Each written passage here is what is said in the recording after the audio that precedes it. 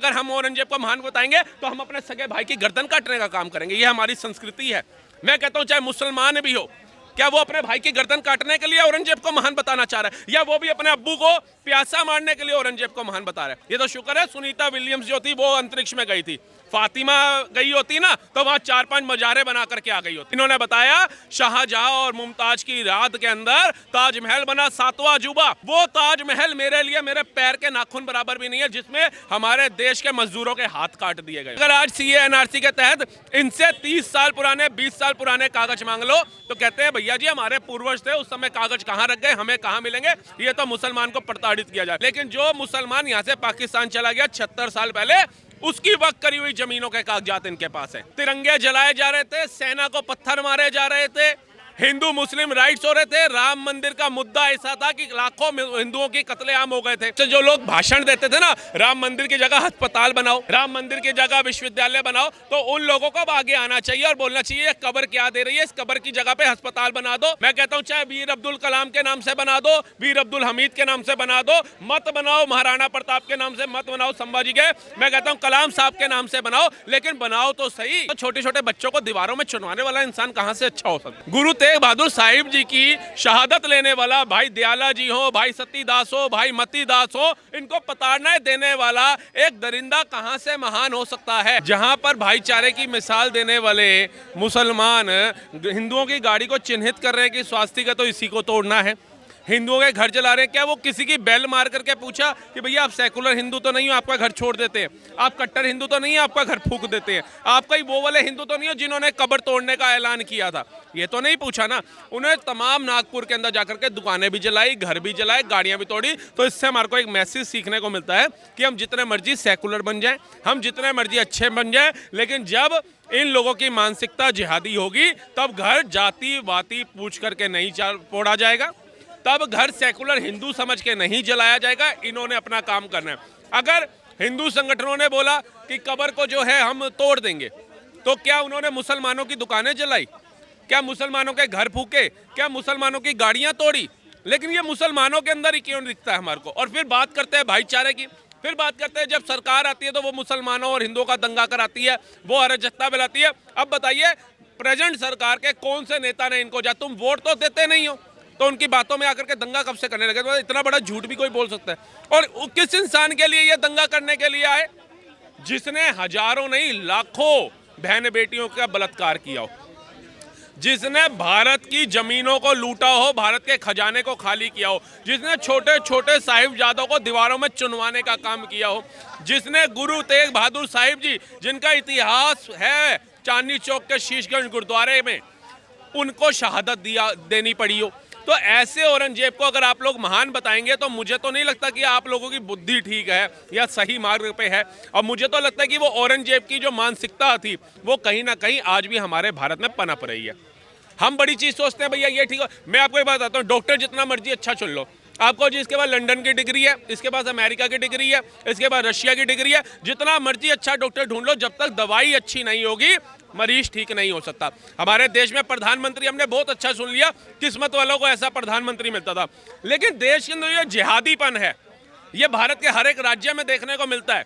जब तक एक ठोस कानून नहीं होगा, जस्टिस इन 1 ईयर, मतलब 1 साल के अंदर जब तक न्याय प्रक्रिया नहीं आएगी, ऐसा कानून नहीं आएगा, तब तक ये लोग ऐसी घटनाओं को अंजाम देते रहेंगे और सोची समझी साजिशों को अंजाम देंगे। क्योंकि इनको क्या लगता है आज इसका बलात्कार कर दो हमारे को जमानत मिल जाएगी, और केस साबित करने में सैकड़ों साल लग जाएंगे, सालों साल लग जाएंगे, हमारा जीवन ही समाप्त हो जाएगा।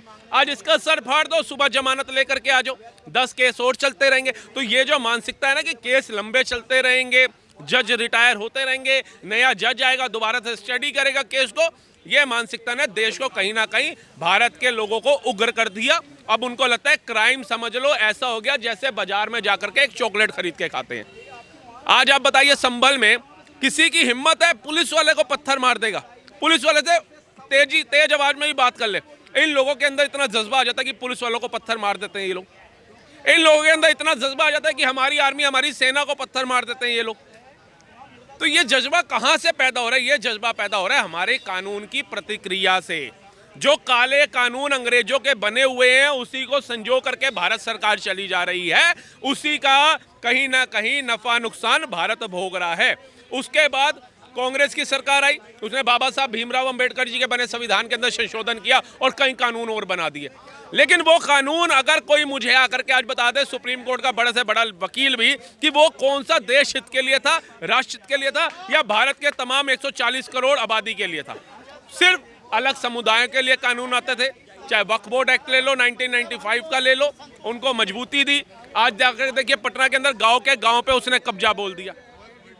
क्या जरूरत पड़ी? अब वो 95% आबादी हिंदुओं की है, वो कहाँ जाएगी? और वक्फ बोर्ड में जब संशोधन की बात होती है तो हमारा जंतर मंतर जो है वो पूरा भर दिया जाता है। अरे इसमें कोई हिंदुओं के घर थोड़ी ना जा रहे हैं, इसमें ईसाइयों के भी जा रहे हैं, मुसलमानों के भी जा रहे हैं और सिखों के भी जा रहे हैं। ये राइट है 140 करोड़ की आबादी का। क्या अगर एक गांव वो वक्फ बोर्ड कब्जा करता है, उसमें 10 घर मुसलमानों के होते हैं, तो वो भी खाली करने पड़ेंगे। अब दूसरी बात में आप आइए, ये वक्फ बोर्ड भी करते हैं, ये औरंगजेब की कब्र पे बात करते हैं। इनके पास मुगल टाइम के कागजात हैं, इनके पास मुगलों के कागज हैं कि मुगल जो थे वो वक्फ कर गए थे। लेकिन अगर आज सीए एनआरसी के तहत इनसे 30 साल पुराने, 20 साल पुराने कागज मांग लो तो कहते हैं भैया जी हमारे पूर्वज थे, उस समय कागज कहाँ रख गए, हमें कहाँ मिलेंगे, ये तो मुसलमान को प्रताड़ित किया जाए।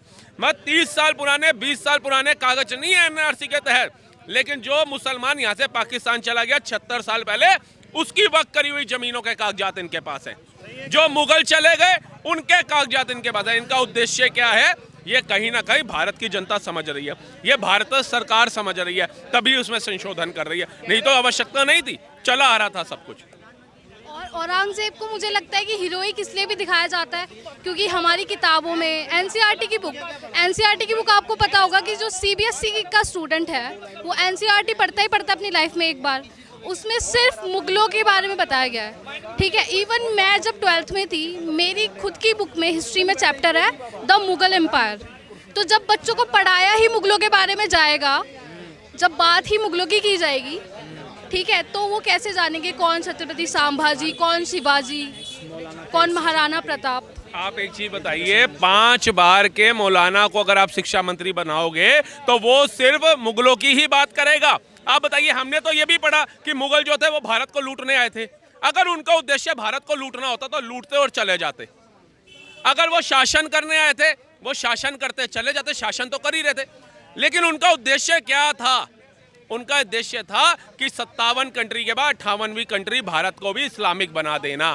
उनको क्या जरूरत पड़ी भाई, मेरे को एक शासन मिल रहा है, मुझे एक गद्दी मिल गई, मैं शासन चला रहा हूँ, आराम से बैठ रहा हूँ, लेकिन मुझे क्या जरूरत है सबको तलवार की नोक पे सलवार पहना करके धर्म बदलवाने का?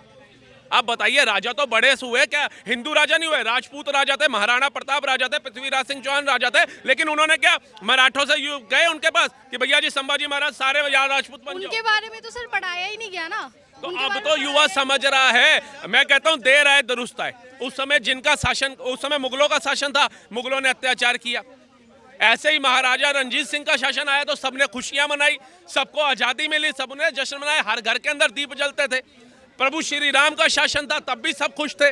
लेकिन जब जब राक्षस प्रजातियों का शासन आया, तब तक जनता जो है वो दुखी हुई। और राजा वही राजा होता है जिसके राज में प्रजा खुश हो। कांग्रेस का शासनकाल आया, भारत के हर एक राज्य में बम धमाके हो रहे थे, तिरंगे जलाए जा रहे थे, सेना को पत्थर मारे जा रहे थे, हिंदू मुस्लिम राइट्स हो रहे थे, राम मंदिर का मुद्दा ऐसा था कि लाखों हिंदुओं की कत्लेआम हो गए थे। लेकिन आज हमारे को एक ऐसा राजा मिला, क्या हमने देखा किसी हिंदू का कत्लेआम हुआ? धारा 370 हटा दी, क्या हुआ?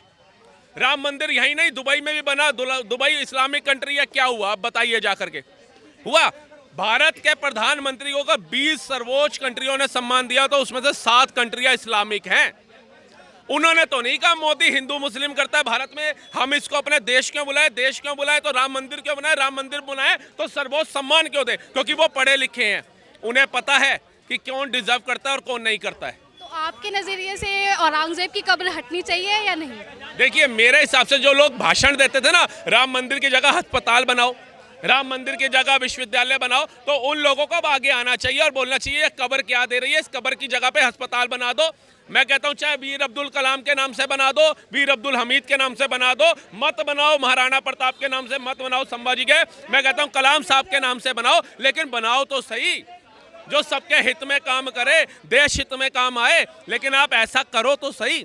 इनकी मानसिकता यही है। जो मुस्लिम धरोहर हैं, जो मुगलों ने अपनी चुनौतियां छोड़ दी हमारे लिए, जो कांग्रेस ने भी हमारे दिमाग में डाल दिया, वो आजीवन चलता रहे।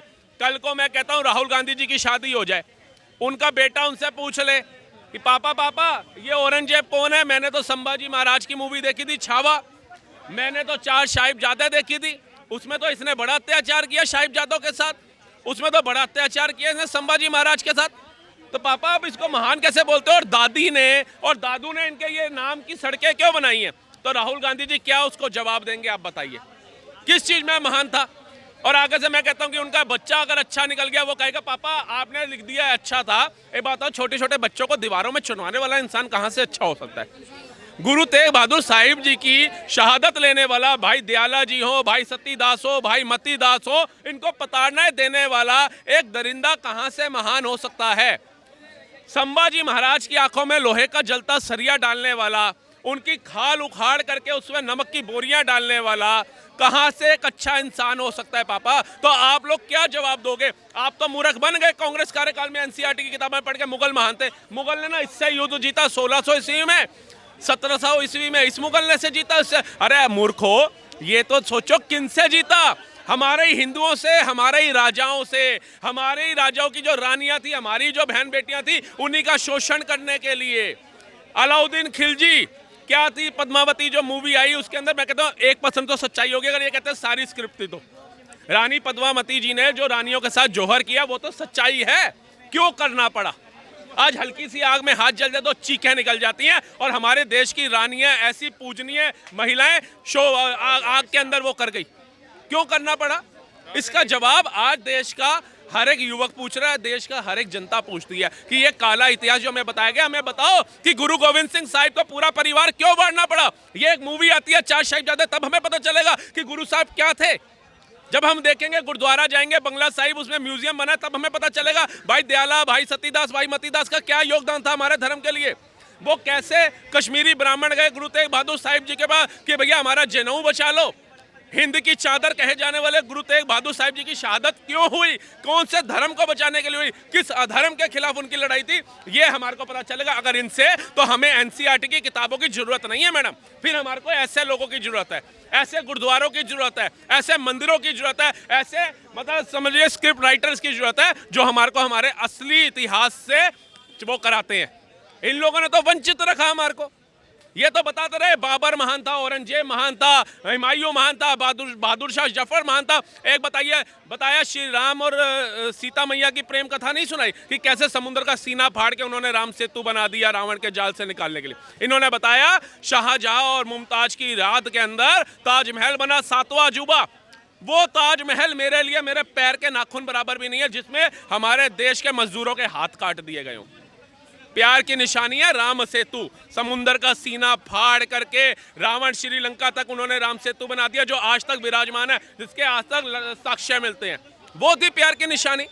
औरंगजेब जिसने अपने भाई की गर्दन काट के अपने बाप को पेश कर दियो, जिसने अपने बाप को पानी की बूंदों के लिए तरसाया, वो कहां से महान था बताओ? आज हम सारे खड़े हैं, अगर हम औरंगजेब को महान बताएंगे तो हम अपने सगे भाई की गर्दन काटने का काम करेंगे। ये हमारी संस्कृति है।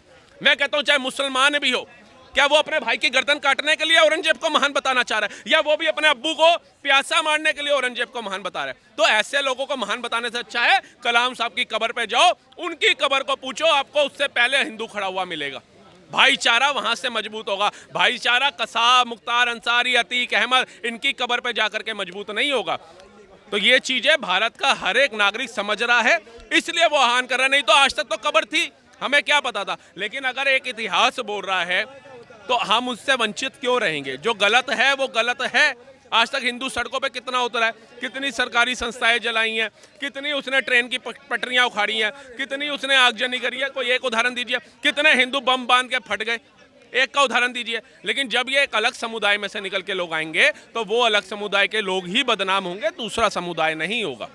वैसे भी सर भारत पहला ऐसा देश है जहाँ पे जो लोग मंगोल से आए, हम पे शासन किया, इतने सारे हिंदुस्तानी मारे, और हम उन्हें हीरो बना के बैठे हैं। हम उनके बारे में अपने बच्चों को पढ़ा रहे हैं, हम उनके बारे में किताबों में लिख रहे हैं, हम उनके नाम पे रोड बना रहे हैं। बाकी देशों मेरे को बाकी तो ये लग रहा बाकी है देशों में तो ऐसा है कि ही वो अक्षय खन्ना ने जो रोल अदा किया है ना छावा मूवी के अंदर, ये उसको असली का औरंगजेब बना मान करके उसको पूजना भी शुरू ना कर दें।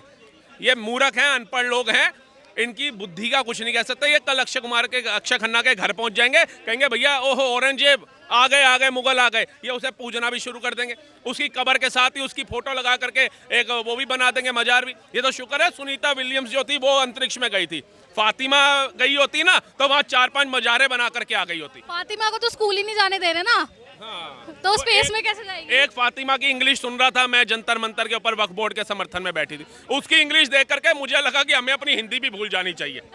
कोई इतना भी पढ़ा लिखा हो सकता है भारत में? तो पहले एजुकेशन दो मुसलमानों को, पंचर छाप से बाहर निकालो, जो टैग लगा हुआ है उसे कलाम साहब की तरह हर एक देश नहीं विदेशों में भी डंका बजाने दो, उसे इंजीनियर बनने दो, साइंटिस्ट बनने दो, डॉक्टर बनने दो, ताकि वो अपने धर्म का भी नाम रोशन करे, अपने माँ बाप का भी नाम रोशन करे। बम फटने में उसका नाम ना आए, बम बनाने में उसका नाम आए। ये पढ़ते ही इसलिए सरदागी बम बना पाए। अब देखिए ये तो इनकी मानसिकता है ना, ये मानसिकता जो इनकी है उससे हम कुछ नहीं कह सकते, लेकिन हमारा सनातन धर्म यही कहता है कि भैया जी सबका भला हो, सब अच्छे मार्ग पे चले, सबके अंदर भारतीय संस्कृति सभ्यता हो। एक तरफ हम देखते हैं जब मथुरा जाते हैं, वृंदावन जाते हैं, तो वहाँ पर फॉरेनर्स जो हैं, बाहर के देशों की महिलाएं जो हैं वो भारतीय संस्कृति को अपना रही हैं, और एक तरफ हमारे यहाँ की महिलाएं हैं जो भैया मेरी काली एक्टिवा चला रही है इंस्टाग्राम पे, या फिर वो कच्चा बादाम पक्का बादाम कर रही हैं। तो सीखने की आवश्यकता है, फॉरेन से वो चीज़ें अपनाओ जो आपको अच्छी लगे, आपके संस्कारों को अच्छी लगे, वो मत अपनाओ जो आपके ऊपर क्वेश्चन मार्क खड़ा करे। शुक्रिया सर।